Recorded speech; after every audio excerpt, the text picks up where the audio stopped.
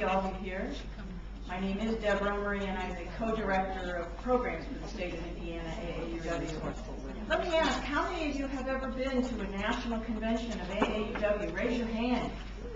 Look at all those hands. How many of you went this year? Excellent.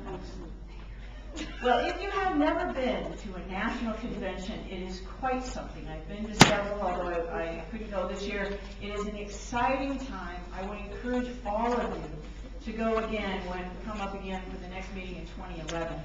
So what we're going to do for the next few minutes is I'm going to ask 3 people who took time out of their schedules, away from their families and work, to attend the national convention, which was held in the latter part of June 2009 in St. Louis.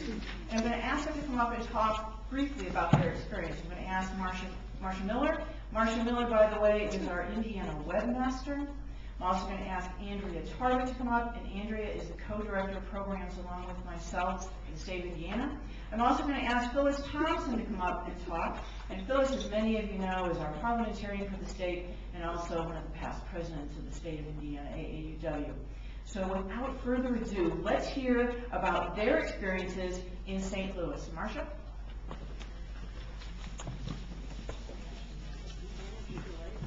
Yes, it's me again. Yes. Let me down. I wrote in a little tiny notebook so I would have little tiny things to say. Because it said impressions. And one of the things that I can't remember the last one I went to, but St. Louis it's like, I gotta go. It's St. Louis, only 3 hours away. But I'll tell you, I started out with AAUW in Arkansas in 1980 at Arkansas State University, Jasper, Arkansas. And I met this bunch of wacky women, and the rest is history. And I went to my first convention with 2 of them who had been in AAUW for years, and they sat on either side of me and explained the business meetings and the parliamentary procedure and the red and the green voting cards, and it was wonderful. So definitely my first impression of a national convention is always that you come away inspired. Otherwise, I wouldn't have gone home and go, okay, I guess I'd better try and reactivate a branch that sort of faded away a few years ago. So, and accompanying that, it's also challenging because you become an active participant. Whether you want to or not. It's also exasperating because there are a lot of people sitting in the room, and of course this year it was, there are people who had a lot of opinions about a lot of really important issues for the future of AAUW. And sometimes you could tell from some of the questions that were being asked that they hadn't read every single word of all of the AAUW publications they had an opportunity to read every single word of. But the national people were very kind and explained things again and sometimes again, and it was very odd. National lost all our evaluations of the convention. I'm really kind of so again, it's exasperating. We do have a chance to go back and recreate those, so there are some exasperating points. But everything went amazingly well. Some people apparently found the national website confusing, and one of the things, if you haven't today, I do have. We're up and running. I've got the state site up. You can take a look at national. If you've got any questions, you can do that. One of the things that's also part of national is fantastic speakers. Oh my gosh. And especially Rosa DeLauro, who again, because we coincidentally, serendipitously, were in the front row, I got her all on tape, and so she's on our YouTube site. And National asked me for my YouTube footage. I don't know whether they were recording or not recording, but I said, well, okay, but I knew I was going to put it on YouTube, so I only got 10-minute segments there, so I mailed them a flash drive. It just finally came back this week. And of course, Lily Ledbetter, this particular convention was particularly important for that. The Taste of Success was a wonderful adventure of not just standing around and schmoozing, but visiting with different branches, getting wonderful ideas to take back, and just being able to see what other people are doing. It was also a chance for people to at least see, if not meet, our new executive director, Linda Hallman. I was concerned personally because I was one of 3 college university voting delegates, just 3, which speaks a little bit to some of the concerns we have, going back to how we're trying to get the younger members and how we're trying to get people involved. One of the things I have today is, yes, a poster, so I've smooshed some things from the convention on it, but also on there is a map, and you can see the map of who are our CU reps on the state. And if you know somebody who's a student or a staff or a faculty member, I'm going to have a notebook and I want you to sign their name so I can maybe get in touch with them.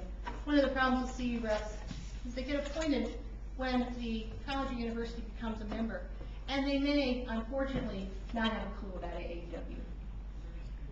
And that's one of those challenges that GM has as our state in trying to get that. So you can come and look at this. I've got the map. I've got some pieces. If you want to know a little bit more about Carolyn Garfline, our new president, I picked up her election propaganda, and so I have that. You can read a little bit more about her as well. And I'll have that over near the fireplace.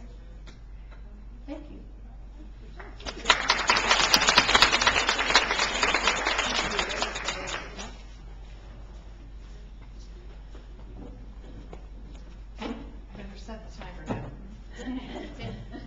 Okay, my name is Andrea Tarbet, and I'm a member of the Fort Wayne branch, and I am the token newbie. This was my first convention, and although I've been a member for over 10 years and active in my branch, I had never been there, so I wasn't exactly sure what to expect. My mother, Barb Canning, our state president, had filled me in on some tips, and other than bringing clean underwear, I figured that one out. I was okay with that. But my first impression was the actual setup of the convention. Obviously, it was a large city, and they expected many hundreds of people, but it was professionally done. There was a lady from the St. Louis branch right there to greet you when you walked in and say, "Here you go for registration," and off we went. When we registered, I even got a professionally printed book that told me where to go, when to be there. I was really impressed because I wasn't sure if it would be similar to other professional organizations' conventions. They also had a special first-timer session for people like me. Although it was early, it was extremely helpful. It hit the highlight of events. Here's what we're doing, and ladies, pace yourself because we start at 7 or 8 in the morning and we go till 9 or 10 at night. So that was good to know. They also explained voting, which would be a whole lot simpler now, since it's one member, one vote. And they explained Robert's rules. I don't know if Coco Siewert maybe has a session on YouTube, but I have never heard someone explain Robert's rules in a fun and interesting way. If you ever have a chance to hear Coco Siewert speak, she is a National Association member, AAUW member. She is wonderful. And I still can't figure out exactly how she did that, but we were all pumped up about Robert's rules. So, the three main things that I learned at convention. The first one is AAUW has a lot of members. But compared to other national organizations of women and women's interest groups, we are one of, if not the largest in the country. I can't explain it. Even sitting here today with 90 other people of the same interest, I feel this undercurrent, this little vibe. You know, when we all get together, there's something to that. And to be in a room with 1,000 other people with the same goal, I can't really describe it. It's one of those you have to be there. It was also very new to me to see that there were actual campaigns for offices instead of at the branch and state levels where we often say, "Would you please do this job? Please." We even, not only were there campaigns, ladies, there was bling. We had, this was a candidate for director. She had her name printed on a nail file, and my personal favorite was the keychain flashlight with the name printed on it. So it was a totally different experience to see contested races and hear these candidates actually fight for the position that they wanted. And they're unpaid just like the rest of us who are at branch and state levels. Item number 2, main thing that I learned.